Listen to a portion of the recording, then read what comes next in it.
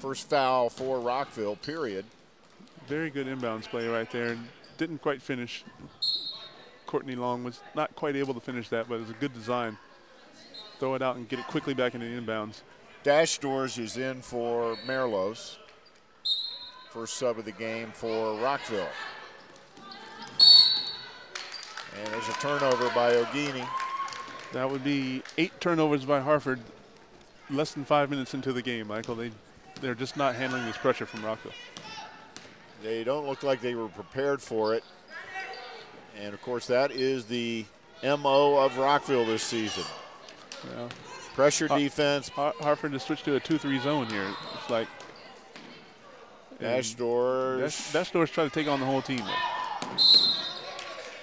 Dash Doors is a very energetic player. She usually provides a lot of positives coming off the bench. Yeah, she brings a lot of energy to the team.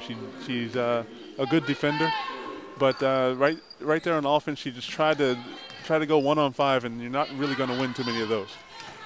And that's not really Rockville's offense either. They like to move the ball around. When they're in a half court like that, they like to move it around the perimeter. There's a bucket.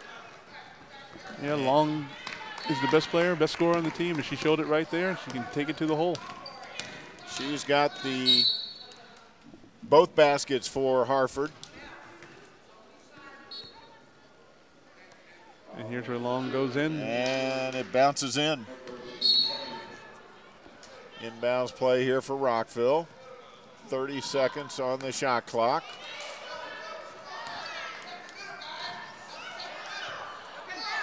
Rockville's trying to dribble through too much pressure. They need to pass the ball against this defense. And that's what happens when you pass the ball against the defense. You get cutters going through. Jang. And you get easy layups. She is very athletic around the hoop, Joe. Yes, she finishes very well. Oh, there's another steal. Dash Doors ahead to Weithman. And she puts it in. And Weithman's having a fantastic game so far today. And it's all because of that pressure defense.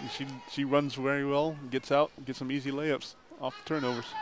17-4, Knights on top. 14 minutes to go in the first half. Dash Doors at the top of that defense. She's doing very well communicating to her teammates, getting her teammates to talk to each other. Another steal.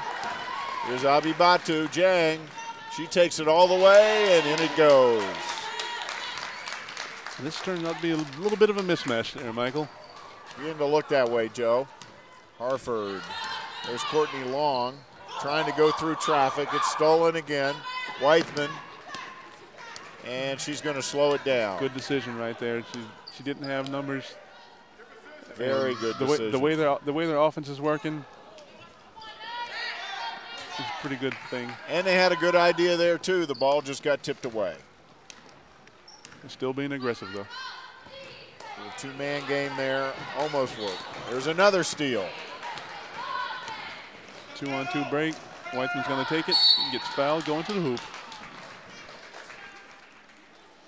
Well, she told me the other day when we were talking that she doesn't feel that her three-point shot has been falling. Here we go. Yes, but if her three-point shot has not been falling, she goes right to the basket. You get to the foul line where she shoots really well. Shoots over 80% from the foul line. Yes, still leading the nation in scoring. Over 22 a game. Yeah, she missed a free throw. That's a rarity. That is a rarity. She's hitting almost 84% of her free throws. Yeah, and that's how you become nation's leading scorer. You take advantage of the shots that you get, especially the free ones. And I liked her attitude. Her attitude was the three's not falling, so I'm just going to take it to the hoop, get fouled, and go to the line. And there she made one. And that's a sign of a smart basketball player. You can only do what's working. Another steal. There's Merlos, and it's good. Knights out to a huge early lead here, 22-4. And we've got a blocking foul. It's on Moten. That's her first. Yeah, another aggressive foul. Coach Gasquet would be happy to take that foul. It's a non-shooting foul. They certainly have fouls to give at this point. And this Harford team, their press break is kind of flawed because they have one of their big players all the way down at the basket, but the people who are taking the inbound pass can't see them. So if you can't see you, you're a non-factor. You really need to get that player up near midcourt. Yep, to help out that team. Good inside-out game. Missed the shot, but good rebound. There's Fox, and she gets the putback. That was one of the best offensive possessions of the game. They got it inside. Defense collapsed. They kicked it back out. That put up a good open shot. She missed a shot, and they had a good rebounding position. Lee over to Dash Stores. She's going to drive. Gets it back to Lee, who loses the handle. That's a good idea. I don't think Lee was ready for the pass, though. Almost another steal. It seems like every pass is almost another steal. It really does. And there's a bucket for Battle. Yeah, that's that height advantage. They have so much size inside that if they're able to get it in there, they're pretty much unstoppable. Because really the tallest Knights player is 5'11", and that's Abibatu Jang, and of course she's very slight of frame. Nice pass.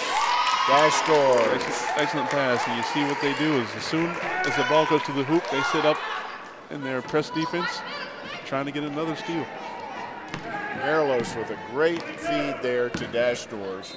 There's Fox, no good. And that's going to be a foul on, could have been on either one of them.